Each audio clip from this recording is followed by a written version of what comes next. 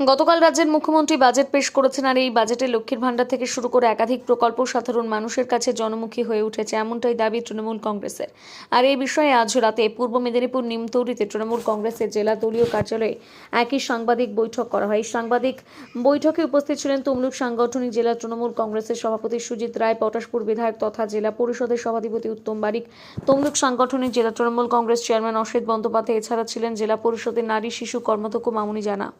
এবং উপস্থিত আছেন আমাদের পূর্ব মেদিনীপুর জেলা পরিষদের সভাধিপতি তথা পটাশপুর বিধানসভার বিধায়ক উত্তম বারিক মহোদয়, এবং উপস্থিত আছেন আমাদের তমলুক সাংগঠনিক জেলার সভাপতি সুজিত রায় মহোদয়, এবং উপস্থিত আছেন সভাপতি চেয়ারম্যান অসিত ব্যানার্জি মহোদয় সবাই, এবং সাংবাদিক ভাই সবাইকে একযোগে আমি শ্রদ্ধা সম্মান এবং প্রণাম জানাই। আমাদের মুখ্যমন্ত্রী মমতা বন্দ্যোপাধ্যায়ের যে 26-এর যে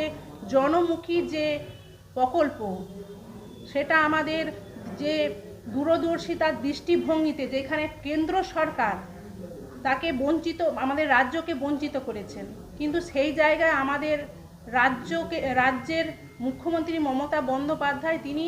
এলাকার উন্নয়ন এবং বাংলার উন্নয়নকে ত্বরান্বিত করেছেন।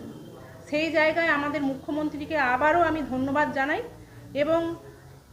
আমাদের মুখ্যমন্ত্রী মমতা বন্দ্যোপাধ্যায় তিনি সব স্তরের মানুষের কথা ভেবেছেন, যেমন মেয়েদের কথা তিনি ভেবেছেন, কিন্তু সেই জায়গায় কেন্দ্র সরকার আমাদের মহিলাদের কথা ভাবেনি, যুবকদের কথা ভাবেনি, এবং যুবকদের কথা ভাবেনি, এবং সিভিক ভলেন্টিয়ার কারো কথাই ভাবেনি। সেই জায়গায় মুখ ফিরিয়ে নিয়েছে, শুধু কথার ফুলঝুরি ছড়িয়েছে।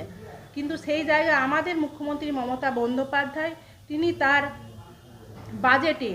তার 2026-এর যে বাজেট, তিনি তাদের কৃষকের কথা ভেবেছেন, তিনি মহিলাদের কথা ভেবেছেন, তিনি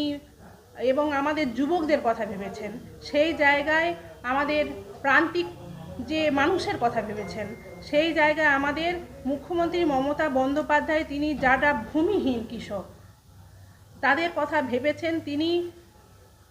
তাদেরকে যেভাবে সাহায্য করার, যে যাদের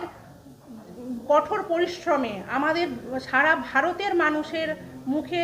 যারা অন্ন তুলে দেয়, যারা কৃষক, তাদের কথা কিন্তু কেন্দ্র সরকার ভাবেনি, সেটা আমাদের রাজ্য সরকার, আমাদের মুখ্যমন্ত্রী মমতা বন্দ্যোপাধ্যায় তিনি ভেবেছেন। তিনি কি ভেবেছেন না, তাদেরকে 4,000 টাকা করে একটা ভাতা দেওয়ার একটা ব্যবস্থা করেছেন। তারা দুটো স্কিমে দেয়া হবে, সেটা একটা রবি শস্য এবং একটা খারিফ শস্য। সেই দুটা স্কিমে দেওয়া হবে বছরে দুবার, মানে 2,000, 2,000, 4,000 তিনি ভেবেছেন। এছাড়াও তিনি ভেবেছেন যে আমাদের যে কৃষকেরা, যে ছোট প্রান্তিক কৃষক, তাদের চাষের জমিতে তারা চাষ করে, কিন্তু তারা আমাদের কেন্দ্র সরকার তাদের উপর যাতে জিএসটি বসিয়ে তাদের মুনাফা তুলে নিচ্ছে, কিন্তু আমাদের রাজ্য সরকার তিনি ভেবেছেন যে আমাদের কৃষকদের কথা ভাবতে হবে, আমাদের কৃষকদের যারা আমাদের মুখে অন্ন তুলে দেয়, সেই জন্য কৃষকদের কথা ভেবে তারা সেচের যে টিউবওয়েল সহ RLI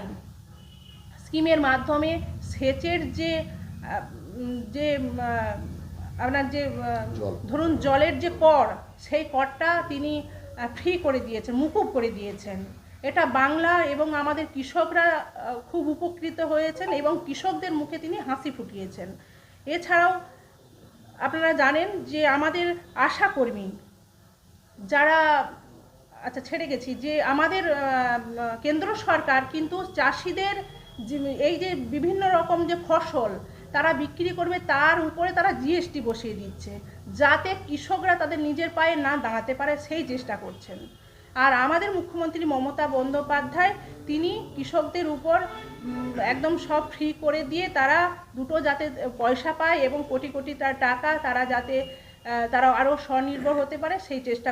করেছেন। এবং আমাদের আশাকর্মী, অঙ্গনওয়াড়ি কর্মী এবং সিভিক ভলেন্টিয়ার এবং গ্রামীণ পুলিশ এবং গ্রিন পুলিশ, এবং তাদের আপনারা সবাই জানেন যে তারা 1,000 টাকা করে যারা যে বেতন পায় বেতন থেকে তারা আবারও এবং তারা 1,000 টাকা বাড়ানো হয়েছে তাদের, এবং এটাও করে দিয়েছেন যে 60 বছরের আগে যদি তাদের মৃত্যু হয় তাহলে তারা আগে 3,000 টাকা পেত, যে 3 লক্ষ টাকা পেতেন। যে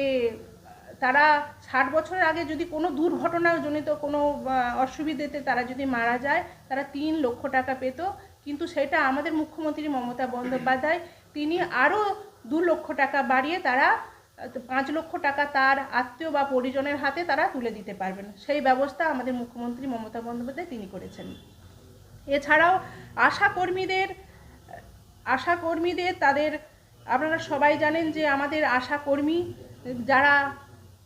আশাকর্মীতে বাড়িতে বাড়িতে যান, তারা পরিষেবা দেন, তাদের জন্য 1,000 টাকা আমাদের মুখ্যমন্ত্রী মমতা বন্দ্যোপাধ্যায় তিনি আরও এক্সট্রা 1,000 টাকা ব্যবস্থা করেছেন। সেটা থেকে তারা, এছাড়াও 180 দিনের যে তারা মাতৃকালীন ছুটি সেটা তিনি ব্যবস্থা করেছেন, যে কোনো মা মানে কোনো আশা কিন্তু ওনাদের কোনো ব্যবস্থাই করে না, যুবকদের কথা কোনো কিছুই ভাবে না, এবং তারা শুধু বাজেট পেশ করেছে, তারা শুধু কথার ফুলঝুরি ছুটিয়েছে। সেই জায়গায় আমাদের মুখ্যমন্ত্রী মমতা বন্দ্যোপাধ্যায় যুবকদের কথা ভেবে তিনি ভেবেছেন যে ওই যে 21 থেকে 40 ওই বয়সের ছেলেমেয়েরা যখন চাকরি খুঁজবে তাদের হাত খরচ বা তাদের রাস্তা খরচ তাদের হাতে আর্থিক সহযোগিতা সরাসরি তুলে দেওয়া যায়, সেই জন্য তিনি 5 বছর সেই যুবক যাতে একটা ভাতার ব্যবস্থা করেছেন, যে 1,500 টাকা করে ভাতার